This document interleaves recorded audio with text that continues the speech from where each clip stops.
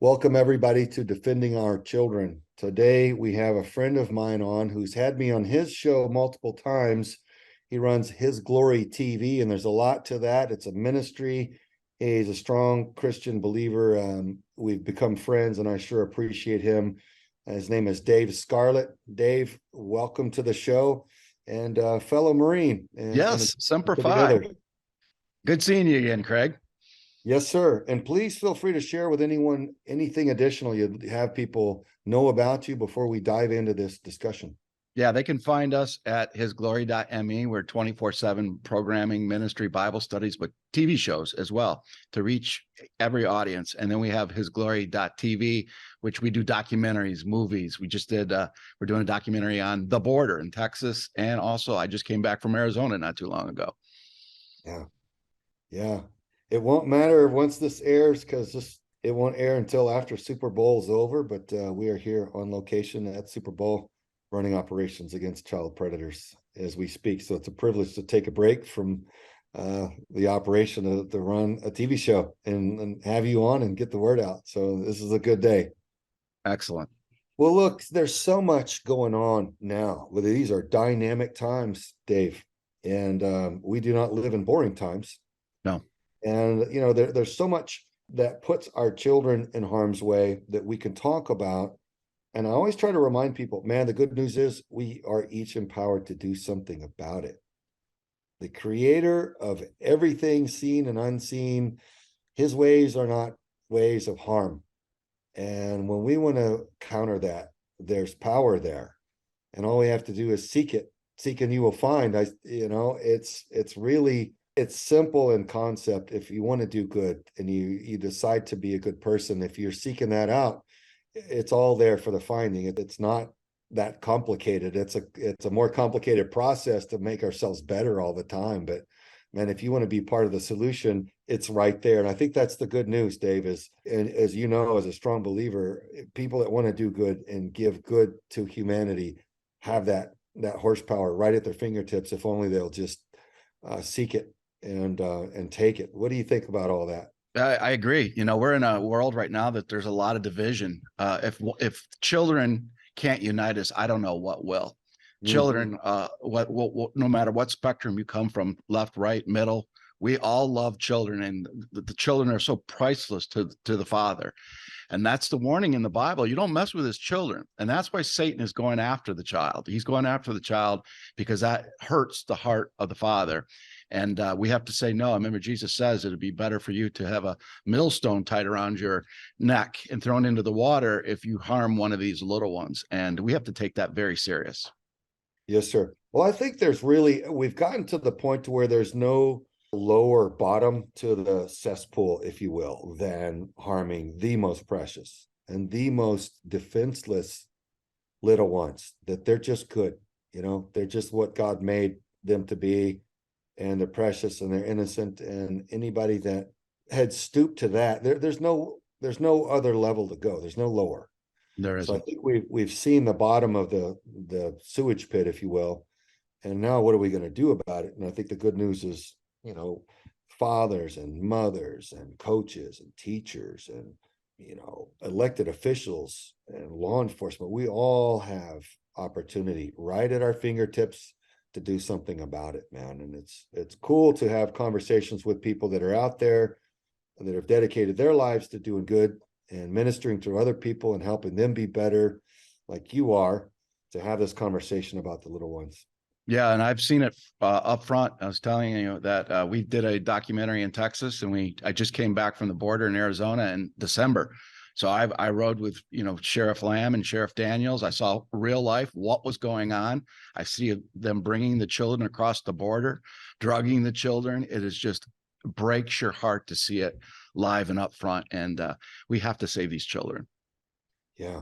Well, tell us a little bit more about, if you will, and before your doc hits, is it? I assume it's not out yet. There's probably some editing to be done. Is that right? Yep. There's some editing. We'll have that out in the spring. Again, we were the last one was in Arizona, where Arizona, as you know, is more of a cartel based, more serious drugs run through there. The really bad people go through the Arizona. Texas is more of a more volume of people, but Arizona is really the biggest threat. So I rode with them and saw what they go through every day. And I saw them drugging the children, especially in Texas. I noticed this in Texas. The cartel would drug the children so they would not make any noise coming across the border. And the Border Patrol allowed us to take film of that and ask the kids, is this your parent? And it was clear that they weren't the parents. And it was clear that these kids, it just breaks your heart because they were so lifeless. They were like stuffed animals, dolls, because they drugged them up so much so that they wouldn't make a peep coming across that border. Yeah, it makes you wonder how many of them don't recover from that sedation, because there's a risk. There is. The reason that anesthesiologists are so highly trained and that the insurance is so expensive and, all of it. And just to see little ones, injected with that sort of thing and that heavily sedated, it just begs so many hard questions. It does. It just, from a human state, it breaks your heart. These children are so innocent, and they're being dragged up through here, and just you see the innocence of these children. It's just, if you can't stand up for that, if you can't fight for that, what are you going to fight for in life? That's the children. Yeah. And a lot of the law enforcement, they know to do more, they want to do more, but their hands are tied now with policy. And that's a frustrating thing too. We've seen people a higher than ever suicide rate, some of our Border Patrol and other agents, and that breaks my heart. It does. Our own defenders are being demoralized by the illogical, the counterintuitive, the even ridiculous rules that are being placed on them. They know that it's wrong, but they're forced to do it the way that they're ordered to do it. And it's going to take quite a bit to turn this around, but the good news is we can. Yeah. We the people were given the keys to this nation.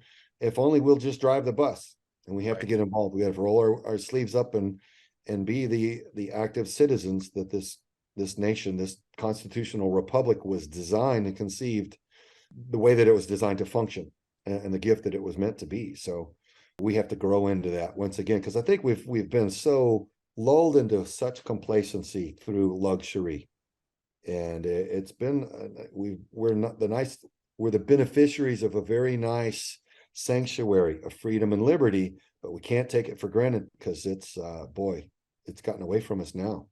It has. We've become complacent, and we have to get that complacency out of us and take action for this country, we the people, as you said, to save our country and to save these children. We know how to do it. I've had many generals on His Glory. They say they can fix it in 7 days. The sheriffs, when I ride with them, say the same thing. We have to attack the cartel where they start. Yeah. We have people that are very intelligent and very effective in this country. They're just not in charge. No. At the higher level. And as you said, Craig, that I rode with Border Patrol, I rode with the sheriff. They're so frustrated. Their hands are tied. They can't do their job. They're just playing catch up, and they're playing processing. They're just processing people through instead of being on the offense and stopping it where it comes from. Very upsetting. Pastor Dave, they give you any numbers? Did you accrue any numbers when you were down there of people crossing, kids, things like that? Yeah, what I saw, a couple of frightening things is one is they're using technology apps to go to choke points in Texas and Arizona. So it's not like they don't know where to go. They're getting instruction from the cartel. Just in one area in Arizona that I was at 11 o'clock in the morning, there was probably 700 people. Maybe 100 of those were kids, but that was just at one period. So they're just processing them through left and right. And it is just a travesty what's happening on these borders. And they know where to go. They're being instructed. They're instructed where to go, what to say, how to come into the country. And then we just process them through, put them on buses, and away they go. It's heartbreaking, but I do see light at the end of the tunnel. I think the pendulum is about to swing back toward the middle, toward sanity and effectiveness. And I celebrate that. So folks, stay tuned. We'll be right back with more from Pastor Dave Scarlett on the other side of this break. Welcome back, everybody, to Defending Our Children. We are on with Pastor Dave Scarlett of His Glory TV. We're talking about a recent documentary that he just filmed, and it focuses primarily down on the border, and he's describing to us what he's seen down there, the kinds of things they're running into. Dave, please continue unpacking a little bit about what you learned down there. Yeah, we saw, as I mentioned earlier, that the hundreds are knowing where to go to these choke points to come in. But the more concerning thing to law enforcement and military is what they call getaways. And they say 8 out of 10 get away. That means they get into the United States. We don't know where they're at. And they're the worst of the worst. They're the ones that want to hide their record. They're ones that have criminal records. They're terrorists. And I've been told by the sheriffs and I've been told by military generals that Hezbollah is one of them coming through. And we see military age people coming through. I saw it with my own eyes from all parts, China, Russia, Ukraine. We're at the border in Arizona. But the getaways that get through, I was told that in the top 30 cities in the United States, there are Hezbollah cells. And that should be very, very concerning to us, because I've asked the question to the generals, but I wanted to get the feedback from the sheriffs while we were down there. What's going to take for people to wake up to see that there is a problem on the border? And they've been lying to us about this border. And they said, unfortunately, it's going to be a 9/11 type event to get people's attention. Well, we know that there are terrorists in 30 cities right now, Hezbollah just by themselves, not to mention cartel. Well, I've been blessed with close personal friends and contacts that are similar to yours. Admirals, generals, legends in our national security space, and men that they write books and make movies about. And they all see it the same way. They all agree. Nowhere on earth is this level of incompetence allowed. So it's corruption, and it's by design. And we are being infiltrated. And when the door is open to all comers, you're going to get everything that's out there. There's different percentages of good people and bad people and everything in between. And once the door's open for years with all comers, you're going to have some pretty serious trouble. It's just mathematical equation. It's just fact. American people don't want to believe that they've been deceived or that they would be deliberately betrayed by those who they trusted. And I agree with you. It's going to take an awakening process, and sadly, perhaps a brutal one, to shake people awake again and go, oh yeah, it's freedom isn't free. We can't just sit back and trust people who don't have any life of integrity or honor or moral strength of character and expect things to work out okay. We, the people, have to get involved, and we have to ensure that things are running honorably with integrity and effectiveness. Otherwise, why are we funding this giant government machine? Right. Why fund failure? Why fund betrayal? It doesn't make any sense. No nation has ever survived doing that, and nor will this one. So I agree. And again, back to the good news is more people are starting to see it. You know, the failure is that flagrant and that blatant, then everybody starts to see it and then start to figure out what they want to do about it. How do we collectively, as voting citizens, assert ourselves and come back to a healthier, more productive? Well, the first starts with getting our moral compass back. Yes, and that is through our Lord and Savior Jesus Christ. That's number one. He's the only one that's going to deliver us through this war that we've never seen before. The fentanyl, maybe Americans may not believe about the terrorists or the child trafficking. It may be too much for them to absorb right now. But every single person watching this has come across a relative or a friend that has had some kind of issue with the fentanyl that's coming across our southern border. Died. I mean, and that's another thing that's attacking our children. Hundreds of thousands of deaths of just fentanyl. And this is not drugs of the 70s or the 80s. This is so high potent that when we make stops with the sheriff, they would have to monitor how much fentanyl is in that car because they couldn't touch it. They've had officers actually drop dead because the fentanyl was so strong they didn't even touch it, that it killed them. That's what we're dealing with. And that's not an Arizona problem. That's not a Texas problem. That's all 50 states is having that issue today. Yes, sir. Yeah. We're all border states now. That's right. If once it comes through the southern border, it goes everywhere. They don't obviously stop in the states that they're crossing into. Those are just stepping stones to your state, wherever you may be. And back to the moral compass. I don't want to oversimplify it, but it really is so simple. As a man of faith, you understand it. I think so many of my friends say, I don't like religion. I'm like, well, I understand that, because religion, there's a lot of man-made ego in that. And Yep. man has abused religion, quote unquote religion, but true spirituality, having a relationship with your creator, is, when it's done right, it's absolutely beautiful. You're seeking nothing but pure love and pure truth. And if you want that, the more you seek that, the more all these other things kind of fade off in their attraction. And it's not that that God's laws, his rules, are there to keep you from having fun. When you really start to study, you realize very, very quickly, those are the things that you're not supposed to do, are the things that lead to sickness and death. Those things destroy and tear down God's laws, his ways, you could call it vibration or frequency or whatever you want, in harmony with his ways. That's what builds people up and heals and gives everlasting life. So I think, so many people have been poisoned against spirituality because it gets tangled with religion, and they run from it because they run from how man has messed it up. And I think that's very, very tragic in our society, because if they'll just find true spirituality and walk the way Jesus demonstrated, or just to the best of their ability, it's just going to be so much simpler in outlook and bring about a whole bunch better society. And I want to encourage people to do that without all the baggage that's been brought out by people who've gotten it wrong. That's true. I've always say that if you're doing religion, you're doing it wrong. It's always been a love relationship. That Christ died on the cross for love. And from Genesis 1 to Revelation 22, it's the same God. It's God of love that has given us free will. But he says, follow my way and it will go well with you. And it's got to be love. Love is what's going to see us through. If you had to say one word to sum up the Bible, it's agape, his unconditional love. And that's what we have to have. We have to have love in the heart, not doing something in religion.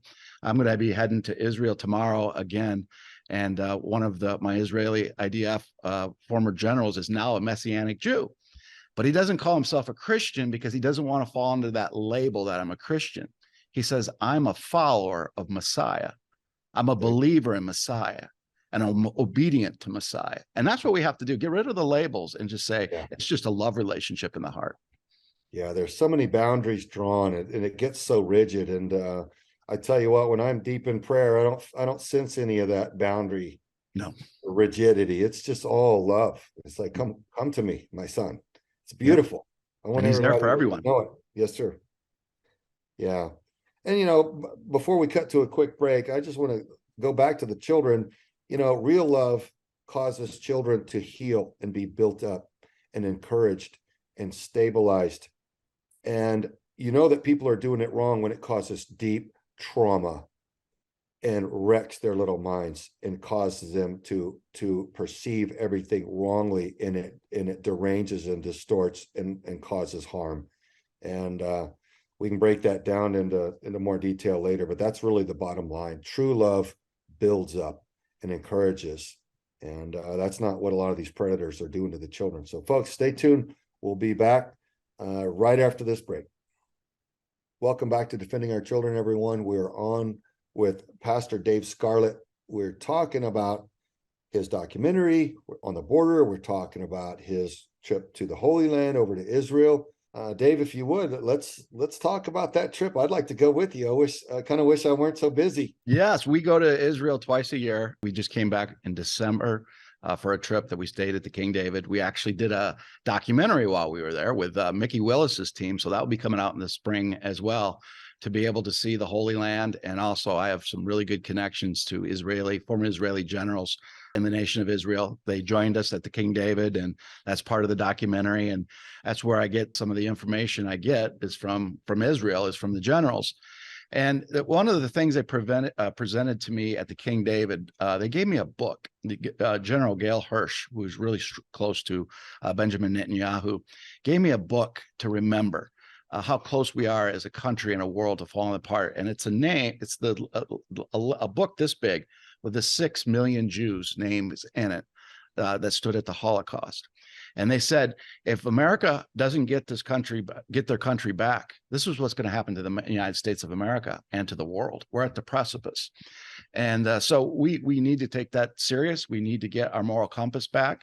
And if you want to take a trip anywhere in the world to see the Bible come alive, there's nothing like Israel. When you see these places that the patriarchs walked, you see where Jesus walked, and you see these events, the Bible comes alive, and it can be proven without a shadow of a doubt that the Bible is absolutely truth, and the history matches to the Bible to the letter. And it's just people's lives are changed when they come back from one of these trips with us to Israel, and we'll be having about 200 of with us on this trip, and it's gonna be a game changer. Well, Forrest's mom, who was kind of like wouldn't say a second mom to me, but she was a close friend of our family, and you know, Forrest and I was always over at each other's homes and things like that, and grew up in the same church together. And she would go to the Middle East, Egypt, Israel, and so forth on a lot of these archaeological digs. Yep. A lot of the people that are uncovering a lot of these transcripts and texts and things are her personal friends. And so she's been aware of so many things, and she just kept sharing with us time and again. She goes, man, everything that they're digging up just proves the Bible. It just again and again and again, they're just excavating and finding out, oh, what is this? And it's again and again, it backs up and proves the historical references in the Bible. So that was pretty cool to grow up, you know, hearing these updates as things were being discovered, you know. And it's happening more often. You know, Daniel 12 is coming to life in front of us in the Bible. It says, in the end days, knowledge will go to and fro. It means knowledge of him, evidence of him. You know, it wasn't until 2009 that they found the city of David. They said, oh, you know, that's King David's a great story in the Bible, but this guy never existed. Well, now you can go to the city of David, see his palace, and see all the places that David had. And by the way, it is part of the city of Jerusalem, just like the Bible told us. Right. Yeah, it's fascinating. I mean, I celebrate whenever it's not, as believers, we don't need science to back up what we know is true, but it is kind of cool whenever it does. Mm-hmm. It just as a benefit, as a bonus. And you know, I don't know why that trips so many people up. I don't need science, and they don't want to pay attention to it. I'm like, but since it backs up the historical truth of the Bible, why is that a problem for you as a Christian? You know, it's almost like it's a problem for them. I don't want to know. I'm like, okay, but it's there, and God is good. And, he is good. You know, so, and he's showing his glory every single day. It's like, you know, oh, you don't think I exist? Oh, let me take it up a notch. Let me show you this. And every day it seems like something new is being discovered in the nation of Israel. Just 2 weeks ago, they discovered in Shiloh, which I have a piece of pottery from Shiloh last time I was in Shiloh, that it backs back to the time of Joshua, exactly the way the Bible said. And now my generals tell me that there's a huge discovery behind the Western Wall. And it is such a huge discovery that it's a matter of national security. They can't tell you what it is yet. So that's going to come out in the near future as well. Yeah. Well, one of the things that a friend of mine in Tucson, he's very interested in the newly discovered texts and in the archaeological digs and everything, and comparing it to what we have in the Bible that we know and read.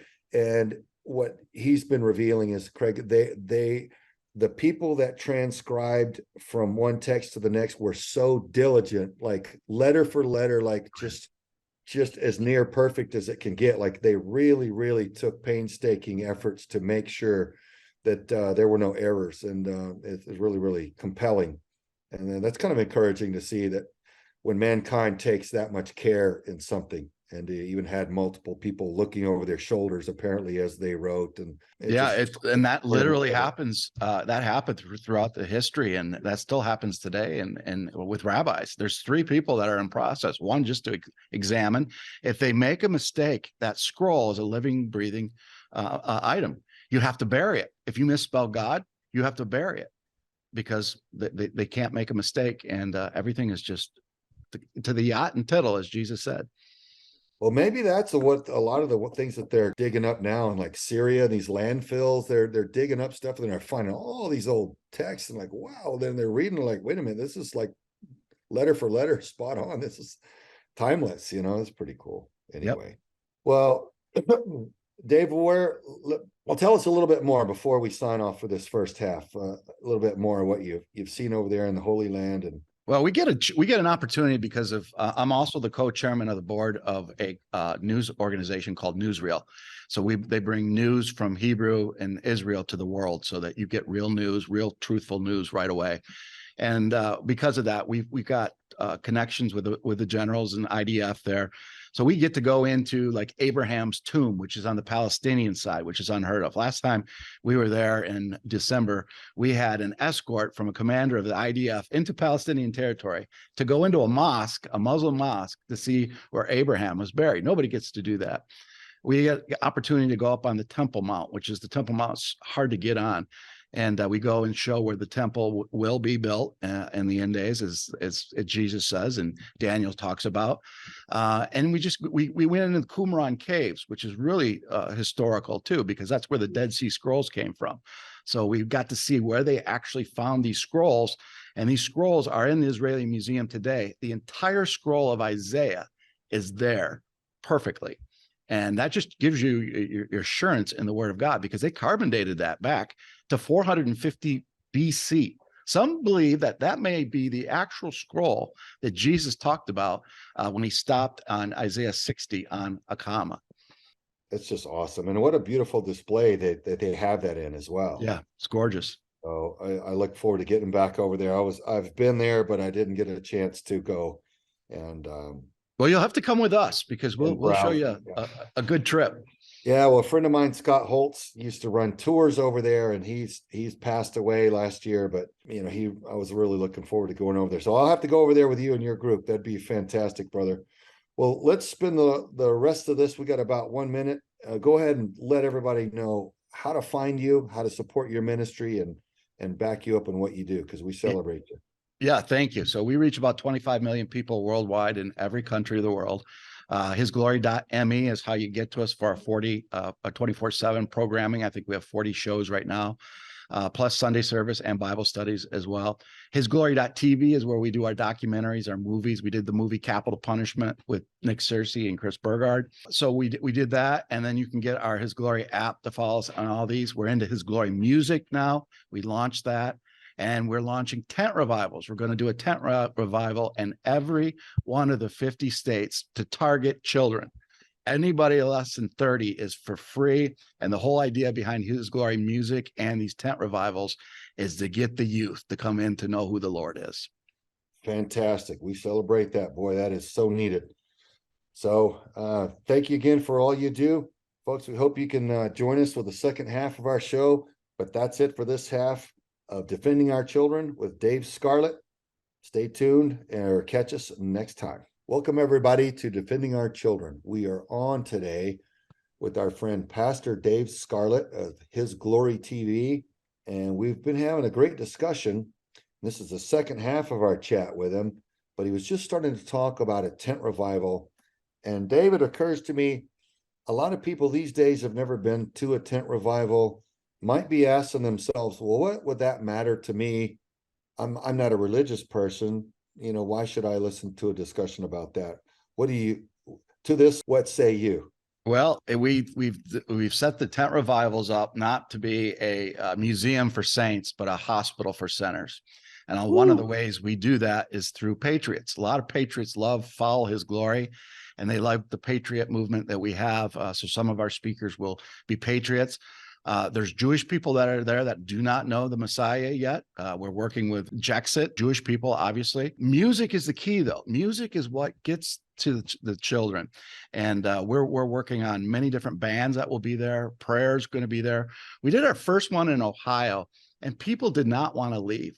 And to see people just jumping in joy and praising the Lord. And they weren't all Christians coming there. Many gave themselves to Christ that night. They were baptized. We'll do baptisms there. And the youth were praying over me. I remember the 7-year-old girl who had the power of the Holy Spirit with her, praying over people, and signs and wonders and miracles were happening in Ohio that didn't come from a pastor or a prophet or somebody that's been in the word forever. It was a 7-year-old girl who stood up in faith and says, I'll pray over them, and miracles started to take. And that's what these revivals are for.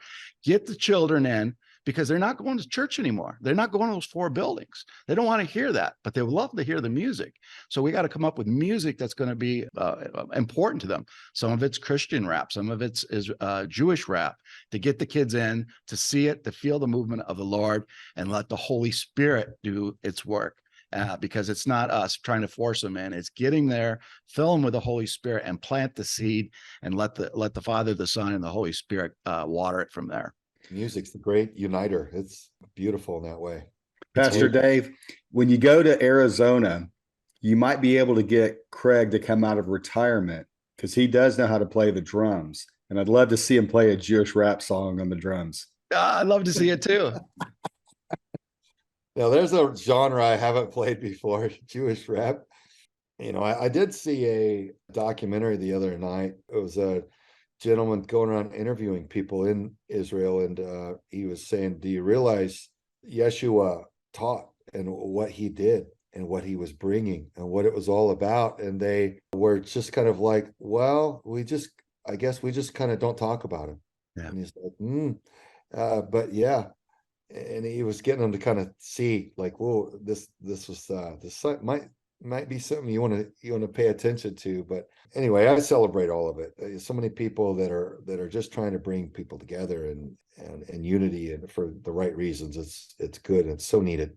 Yep, so needed. It's so important. You know, another important thing that I've noticed in the last 3 years, when we've gone through this, this situation with COVID, everything being shut down. In the beginning, the generals would say, the only way out of this is the military, the military, the military. We can do it.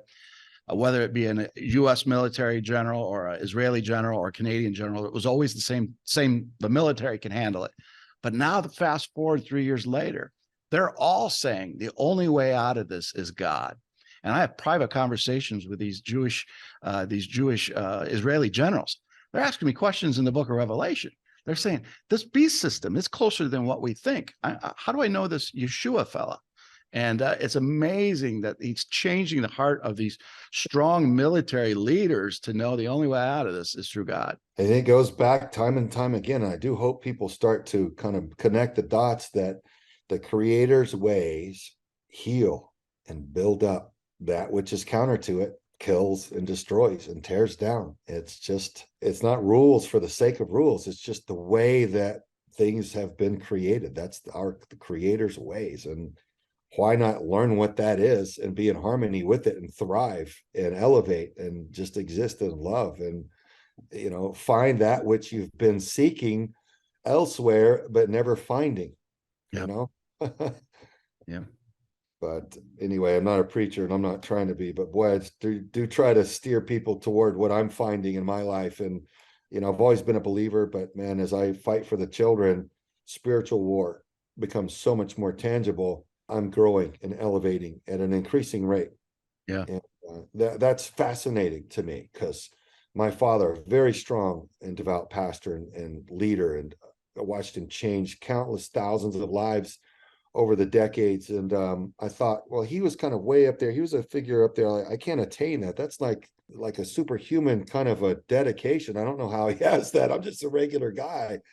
But man, when you want to, like, my thing was, God, I want to stop this industrial scale harm to the little ones. Yep.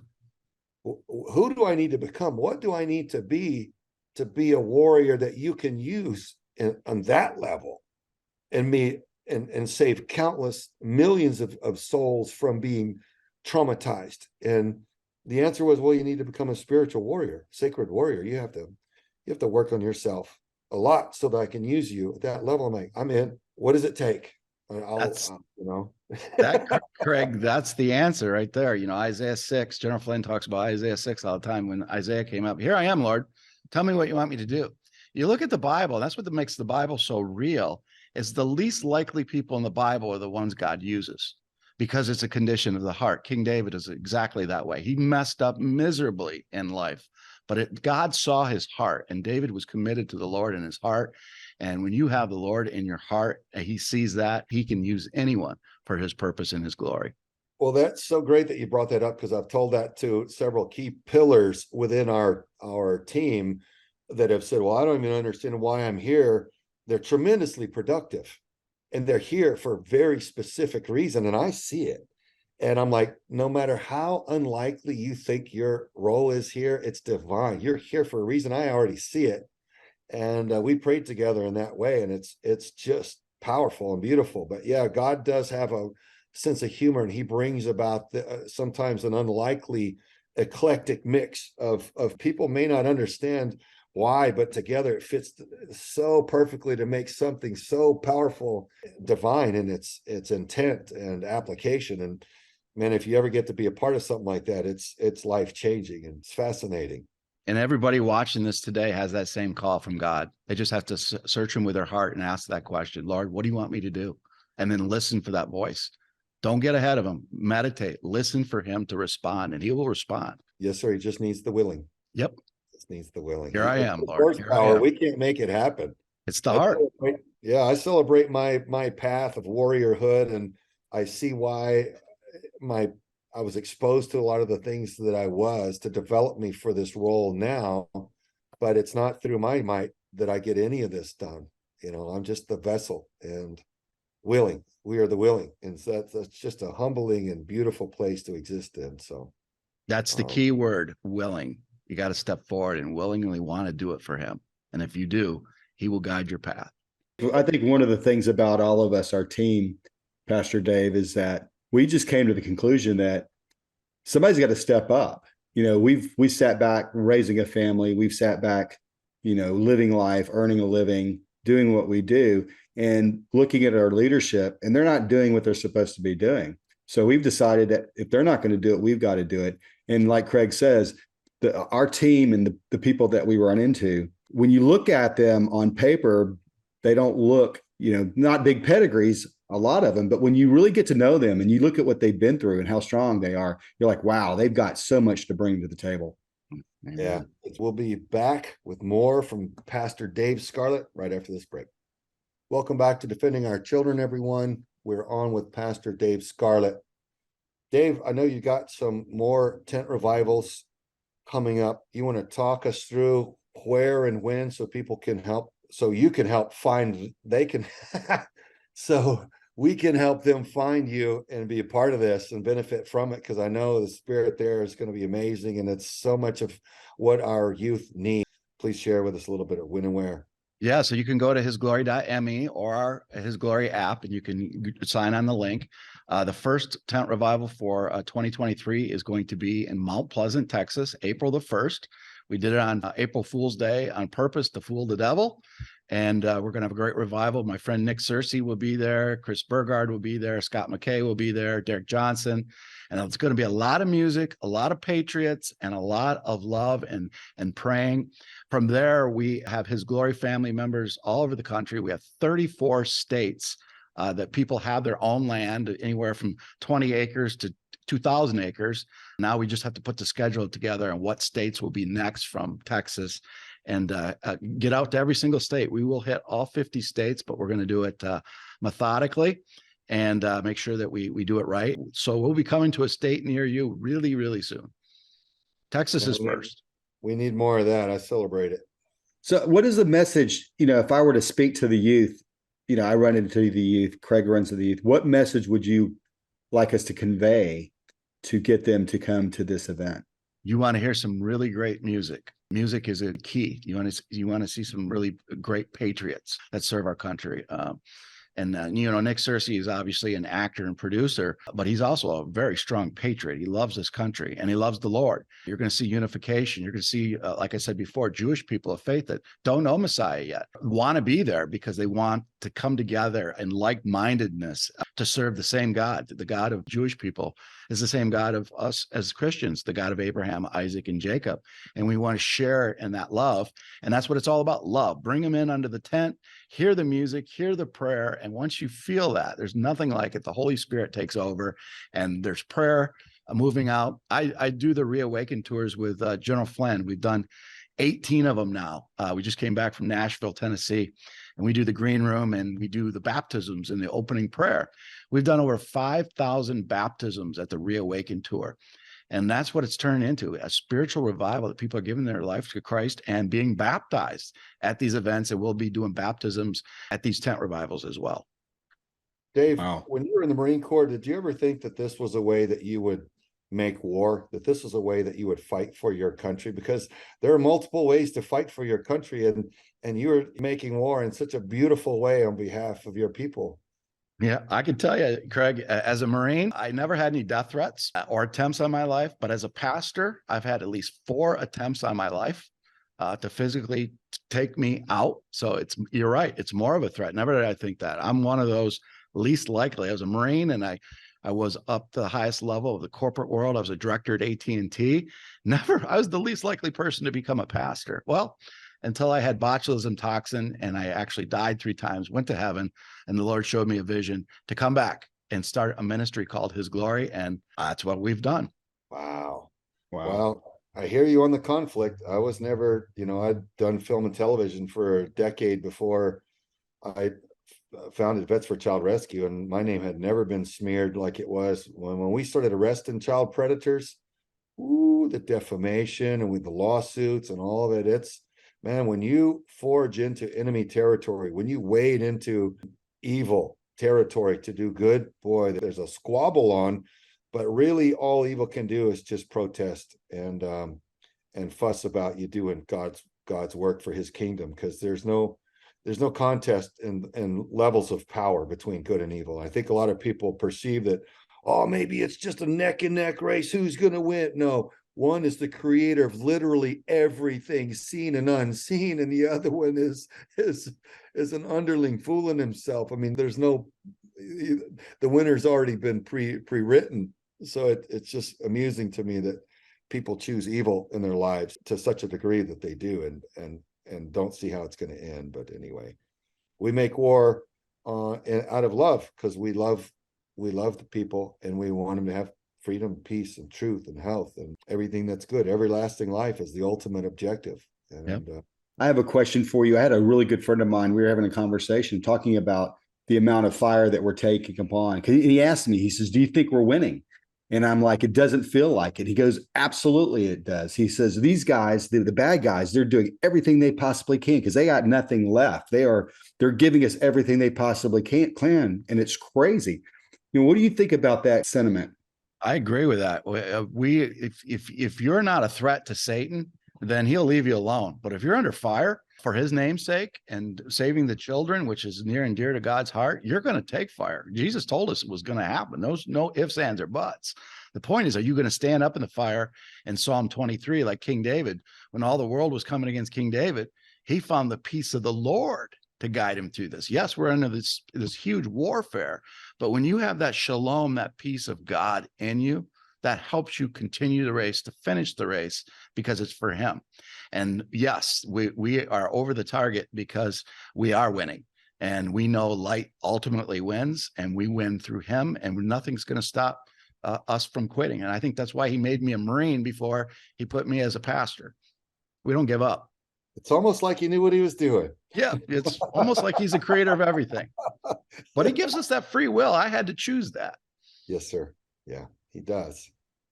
Well, I mean, I see the same thing, that desperation whenever evil's losing its footing in the battle. And it seems to be now that it's gotten so nasty and such vitriol that it does feel like there's a desperation and a frantic urgency to it now. And even in my own life with the defamation, it's like so many of those that have been trying to trash me since I founded Vets for Child Rescue, we've beaten them one by one in the court of law, for sometimes for millions of dollars at a time. And now it seems like they're in their death throes. It's like, well, they're all fleeing multiple warrants for their arrest. These are criminals and lowlifes. And it just seems like the more that the evil side loses its footing, the more it just lashes out in one last gasp of desperation. So hopefully that's what we're seeing nationwide, because I do see an awakening. I do see people waking up. Well, wait a minute, we've been deceived and we've been lied to, and we're going to have to coordinate and bring about some positive change. Otherwise, we're losing everything. That's exactly right. And that's a key other point inside this movement, whether it's saving children or saving souls or fighting for this nation, patriots or Christians, whatever. We can't be divided. There's too much division trying to come in and fight from within. And we just have to let that go and focus on what God has in store for us and finish his mission. We got to be all in or you're all out, as it says, Jesus says to the church of Laodicea. You can't be on the fence. Satan owns the fence. Get off the fence and do something today. Yeah, there's no fence in God's war. You know what he says about the lukewarm. Yep. He spews them out of his mouth. I don't want to be in the lukewarm category. That's no bueno. Well, think about it, that's the worst to be. You'd rather see somebody cold and evil, like we saw in the Grammys. At least you know where they stand. It's the person that's supposed to be close to you that turns on you. That's where we have to get off the fence and not be lukewarm. Yeah, if you're going to be despicable, at least be bold about it so we can see you and either go the other way or crush you on behalf of God Almighty. But, that's right. Yeah, don't pretend to be our friend and stab us in the back. That's what exactly. Because that's not of Christ. No, it's not. And when a warrior cracks open his armor to let somebody in on the inside, he's vulnerable. And that's why that's such a precious and sacred space that must not be betrayed. Folks, stay tuned. We'll be right back with more on Defending Our Children from Pastor Dave Scarlett. Welcome back, everybody, to Defending Our Children. This is our last segment with Dave Scarlett, and we've talked about all kinds of cool things, all of them positive, all of them empowering for the people on how we can make a better, safer place for our children and for those that we love. It's been a great discussion. So, Dave, we got about 9 more minutes, and we can unload and fire any alibis that you may have, any remaining rounds. Let's go ahead and enjoy sending those downrange. How about you? Oh, that sounds good. I think the biggest message from all this is, you know what, do not give up. This is the greatest time in the history of the world to be alive. Don't look at all the negative. Yes, there's evil around us and they're throwing it right in our face, like what we saw with the Grammys. But you know what? This is the greatest time in the history of the world if you're ready to take action. And if you're ready to take action, God is going to use his warriors for an incredible manifestation of his glory that will hit to be the greatest revival in the history of the world. And that starts with Joel 2. And in Joel 2, that revival is through the children. And that's why we have to save the children. And that's why they're so precious to him, because they're so innocent, they're so beautiful, and they're of the Father's heart. Yeah. Well, as we see this conflict around us, and it's crazy, I don't care if whatever people's beliefs are, they all have to see that there is a crazy conflict and there's a lot of chaos. What all is behind it, not everybody might understand, but if you realize that it is a conflict between the ultimate forces of good and evil, that on the side of evil, there's not the horsepower there that there is on the side of good. And so on the side of evil, if you see this loud, crazy attack and chaos and desperation, it's because evil is losing its footing. And that's a time when we need to carry the momentum, do more good, love more people, help more people, guide more people to that which is healing and positive and true and healthy. Pour it on, because now's the time when we can carry the day. We can carry the momentum of the battle.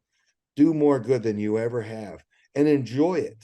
Yeah. Enjoy the process. Do it with a smile. Help people because it's good. It's a blessing to you to help somebody else. A lot of times when people are feeling down, I try to get them up and out of the house. I'm like, man, go do something even simple for somebody else, and you'll be amazed at how good you feel. Not because it's some sort of guru swami thing, but because that's how we're wired. That's how we're designed to function. That's the way that the universe is. That's the way the energy goes. That's the way a creator is.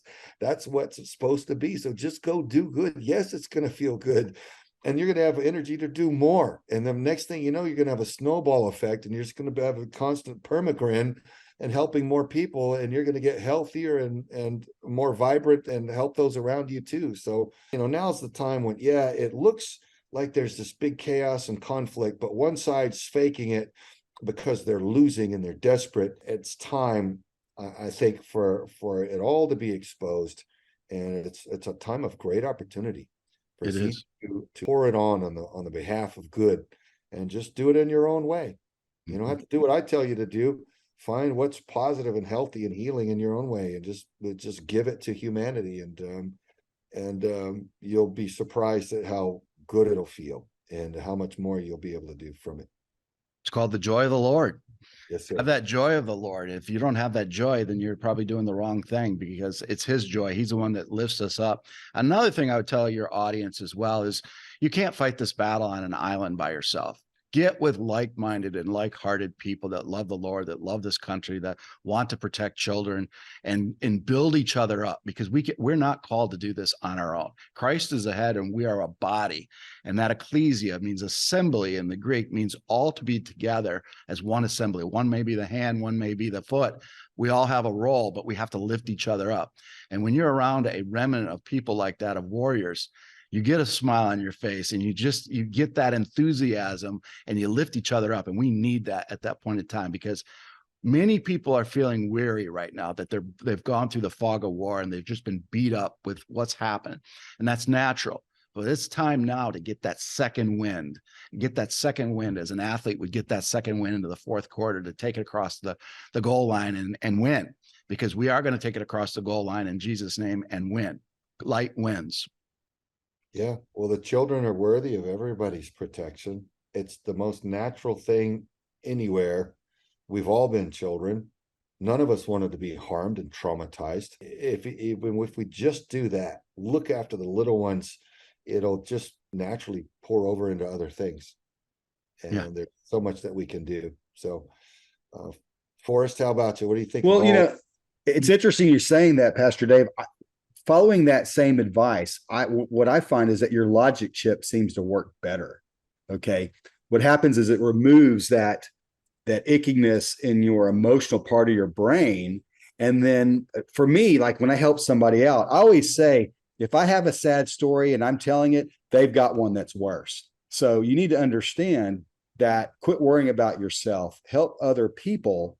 And then you start, it actually helps me think better. It helps me receive information better. It helps me spiritually. So what you're saying is a really interesting version of what I'm telling people. It was really resonating with me. And I think it's important, because a lot of what's happening, all this chaos is screwing with our logical chip, and it's all emotional. So people are getting angry about the silliest things. And it drives me crazy when they do. Yeah, people are frazzled. It is a good thing. Look, the Bible tells us not only to read the word and pray, but to meditate on the word. And I didn't realize until I started meditating this last year, how much I needed that. Wow. What a revelation. What an understanding of what is and what I need to do to work on myself. I mean, you have to give yourself a lot of times, because this society is so loud and noisy, and their bandwidth or maxed or overloaded. Give yourself that time and that quiet space to hear that still small voice. If you're seeking God's will and God's direction, might it be wise to sit down after reading his word and learning his ways, to sit down and listen and have that occur back to you on, this is what, this is the direction I'm to go. To kind of tune in a little bit. So I think that's a really positive thing too. A lot of people are missing these days. And it's incredibly important. I tell people this often, because of our society, we've gotten complacent in the United States being the greatest nation that God has ever created financially, and the blessings we have as a nation, we get complacent. So we're not getting into the word, but if we do get in the word, we're praying a little bit, but we're not taking the step you just talked about. Taking time, unplugging, meditating, listening to him, hearing that voice, hearing him in your heart. That's why I like to go off in the woods and get on one of my machines, whether it's a tractor or a gator or whatever, just unplug and listen to the Lord. And that's the times that he talks to me the most and guides me and gives me that comfort, that joy, that peace, that hope, and that second wind that we need. Yeah, I heard somebody recently say, happiness is from happenstance. It's a temporary feeling from something that is happening around you. It's dependent upon that, but true joy comes from the Creator himself. It's not dependent on anything that's happening or not happening around you. It's rock solid, and man, I would want that for anybody. Well, Dave, you got a wrap, so go ahead and let everybody know how to find you and how to support what you do, brother. Thank you. So you can follow hisglory.me. It's our 24/7 programming of TV shows and Bible studies and Sunday service. And then hisglory.tv is where you can get our movies, our documentaries, and our music. And we're taking a tent revival everywhere in the country. And then after that, we're going to hit the world. So you can get the first one on April 1st in Mount Pleasant, Texas. So join us there. You can get the tickets online at www.hisglory.me. Do you have a name of that tour? It's called just Revival. Right on.